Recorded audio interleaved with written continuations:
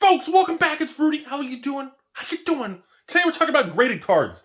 Rudy, PSA, BGS, they're backlogged. You can't get them graded. You have to sell them like an entire human organ or something to pay for one graded card, unless you want overnight express on the camel or something, and you got to have a dog with a special helmet. And what are you talking about?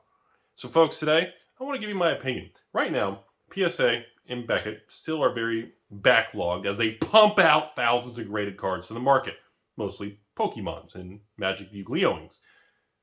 So a lot of people have been turning to startup or third-party grading of newer companies that we've never heard of. From last I checked, I just Googled it, and I saw like 2, 3, 4, 5 new websites of card grading for CCGs in general. I mean, some seemed more legitimate. Others looked like a dude in a basement that literally was just like smearing taco sauce and just like handwriting a label. Yeah, I just want to give you all my opinion and why you should be using some seriously damn extreme caution, folks. You do realize Beckett and PSA are going to resume back to normal probably next year, probably within 3 to 9 months. Sometime in the middle of next year, you're going to see things open back up and normalize for card grading. They're probably going to run specials. You're probably say, hey, we're back open. Buy one, get one, 10% off. And hey, remember, just be aware. When the big dogs stabilize and go back to grading and accepting submissions, what do you think's going to happen to these other grading companies that aren't as, I don't want to say respected or credible, because they could be just fine. But the market has a funny way of kind of pointing out what it accepts and what it rejects. And I'm telling you right now, I can easily see in 2022 this huge shift. Because right now, think about it. Okay, there's a lot to unpack in this video. Think about this. Why are people grading with all these other new startup or third-party grading company? Why are they grading other than BGS or PSA? Why? Because they have to. Why do stores grade cards in the first place? Anybody? Well, it's easier because your customer doesn't do a dispute saying counterfeit. Okay, good answer, Timmy. You, Bob in the back. Because the store needs to make the most amount of profit per transaction possible as a small business. That is correct, Bob. You and the Bobs can come in Sunday. Because think about this. The margins change substantially. If you're a big online vendor, you're going to Magic Super Fest of, I don't know, Strip Magic Poker Fest, I don't know what you're doing, and you want to sell cards, you can make so much more money taking the same unlimited Mox Pearl. Instead of selling for 3,000 raw, you can get it graded. It could come back a CGC 6.9 played, and they're probably going to sell for 4,000 or 5,000. Because just the fact it's slabbed. Now, the problem is, what happens when the market starts to revert back to this normal, revert to the mean? What happens when we go back to the center of the bell curve?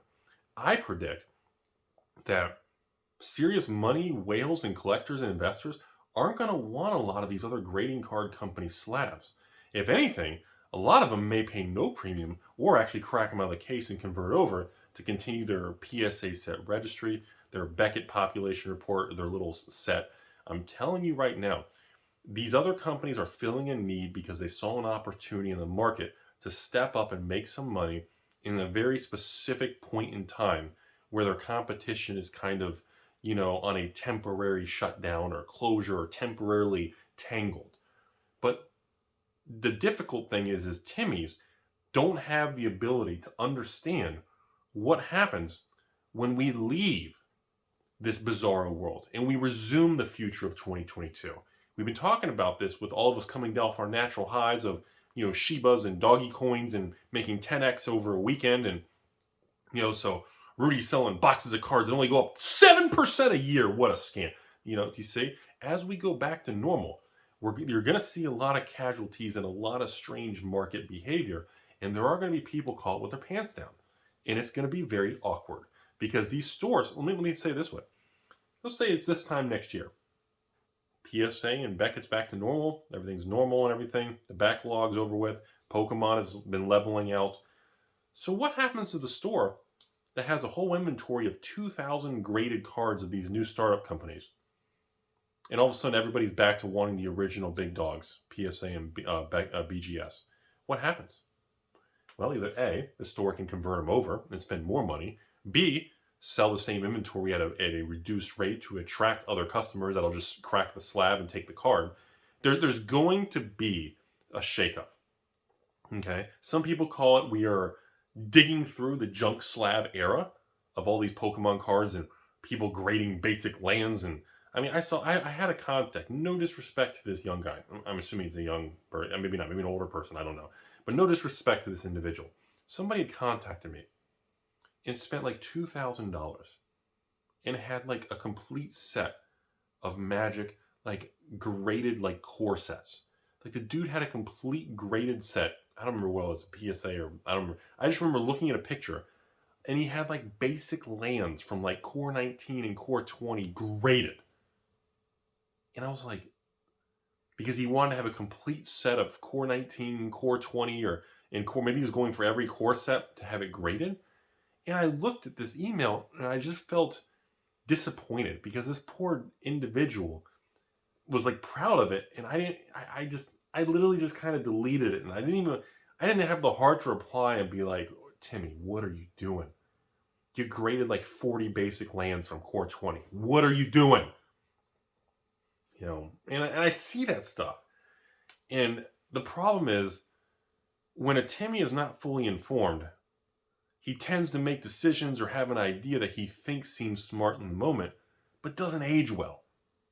And I'm telling you all, this grading boom that we went through in 2020, and now that we're exiting in 2021 as we go to 2022, a lot of these grading companies aren't going to make it, first of all.